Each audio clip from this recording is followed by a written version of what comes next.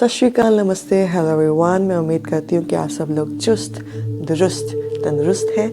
मेरा नाम है शुभी और आप मेरा चैनल देख रहे हैं दिल की बात में शुभी।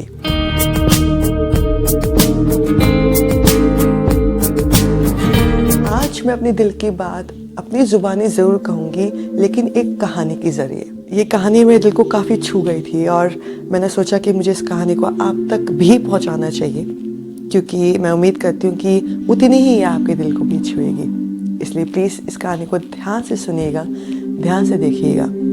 बहुत कुछ है इसमें सीखने लायक। उम्मीद है आपको पसंद आएगी। जंगल में एक गर्भवती हिरनी बच्चे को जन्म देने को थी। वो एकांत जगह की तलाश में घूम रही थी कि उसे नदी किनारे ऊंची और घनी घास दिखी। उसे वो उपयुक्त स्थान लगा शिशु को जन्म देने के लिए। वहां पहुंचते ही उसे प्रसव पीड़ा शुरू हो गई। उसी समय आसमान में घनघोर बादल वर्षा का आतुर हो उठे और बिजली कड़कने लगी। उसने दाएं देखा तो एक शिकारी तीर का निशाना उसकी तरफ साध रहा था। घबराकर वह दाहिने मुड़ी तो वहां एक भूखा शेर झपटने को तैयार बैठा था। सामने सूखी घास आग पकड़ चुकी थी और पीछे मुड़ी तो नदी में जल बहुत था। मादा हिरनी क्या करती? वह प्रसव पीड़ा से व्याकुल थी। अब क्या होगा? क्या हिरनी जीवित बचेगी? क्या वो अपने शावक को जन्म दे पाएगी? क्या शावक जीवित रहेगा? क्या जंगल की आग सब कुछ जला देगी? क्या मादा हिरनी शिकारी के तीर से बचा पाएगी? क्या मादा हिरनी भूखे शेर का भोजन बनेगी? वो एक तरफ आग से घिरी है और पीछे नदी है। क्या करेगी वो? हिरनी अपने आप को शून्य में छोड़ अपने बच्चे को जन्म देने में लग गई। कुदरत का करिश्मा तो देखिए। बिजली चमकी और तीर छोड़ते हुए शिकारी की आंखें चौंधिया कर गई। उसका तीर हिरनी के पास से गुजरते शेर की आंख में जा लगा। शेर दहाड़ता हुआ इधर उधर भागने लगा और शिकारी शेर को घायल जानकर भाग गया।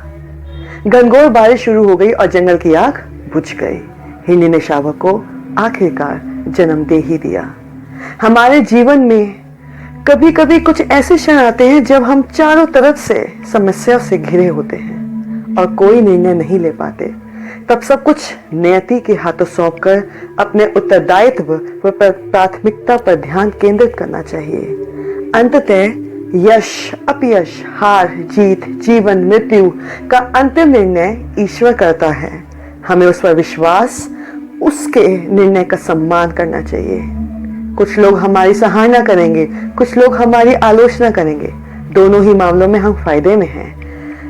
एक हमें प्रेरित करेगा और दूसरा हमारे भीतर सुधार लाएगा। धन्यवाद। उस हिरनी से हमें सीखना चाहिए।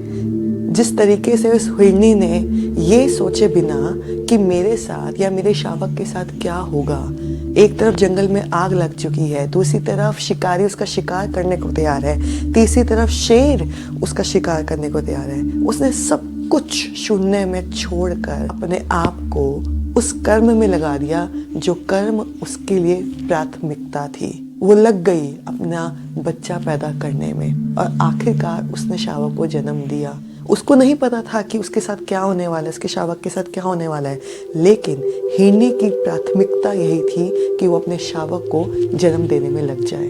और ईश्वर का देखिए चमत्कार कि सब कुछ उसके फेवर में होता चला गया। ऐसे ही हमें भी अपने जीवन में अपनी प्राथमिकता के अनुसार कर्म करना चाहिए।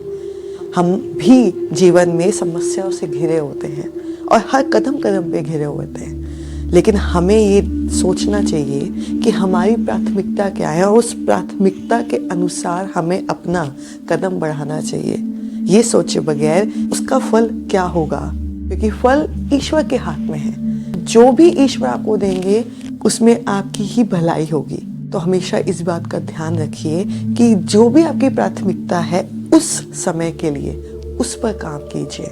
जब भी आपको ऐसा लगे कि मुझे अब इस समस्या से कैसे बाहर निकलना है, मैं कैसे इस समस्या से जूझ सकता हूँ, तो उस हिरनी से हमें एक सीख लेनी चाहिए।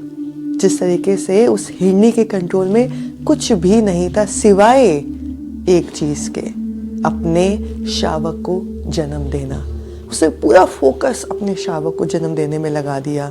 अपने आप को शून्य करते हुए। अंजाम जो भी हो उसने नहीं सोचा, लेकिन उसकी प्राथमिकता क्या थी? शावक को जन्म देना। तो ऐसी ही हमारी जिंदगी में भी कई समस्याएं आती हैं और हर दफा आती हैं और हमेशा आती रहेंगी। तो हमें ये विचारना चाहिए कि उस समय के लिए हमारी प्राथमिकता क्या है, क्या होनी चाहिए, और उसी पर ही फोकस करते हुए अपना कर्म करना चाहिए। बाकी जो भी अंजाम होगा वो ईश्वर पे छोड़ दीजिए, लेकिन हमें अपना प्राथमिकता के अनुसार कर्म हमेशा करना चाहिए। आई होप आपको ये वीडियो पसंद आई होगी। Do not forget to share, subscribe and like my channel, and also do comment me in the comment section. Thank you.